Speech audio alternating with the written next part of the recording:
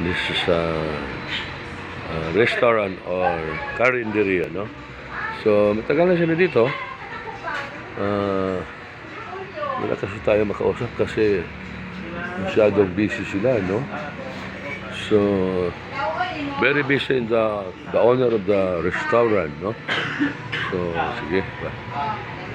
Tibak na lang. Babalik na lang ako. Babalikan na lang kita. Babalik na lang ako dito kasi parang busy yata yung may-ari dito. So, at the same time, guys, nandito na ako. Ito ang relocation area, no?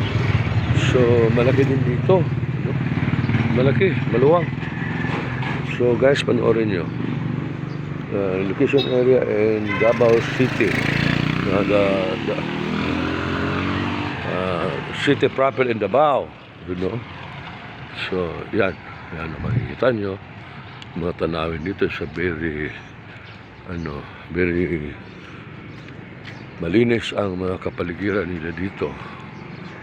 Walang basura, may basura man pero kukunin siguro yung taga-sentro.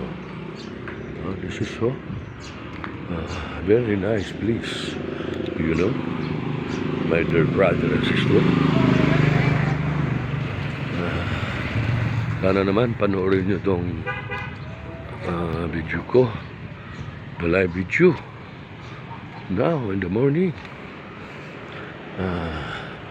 Magaya ng sinabi ko kanina, sana nandiyan kayo sa malakas na malusog na pangatawan kasi it's very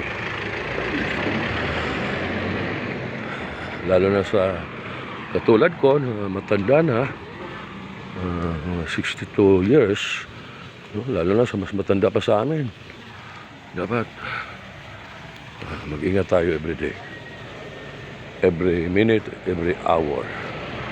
So guys, thank you very much kasi malapit na ako sa destination ko. So at the same time, i-off ko muna dito, i-off ko muna to. Okay, thank you very much. God bless and all.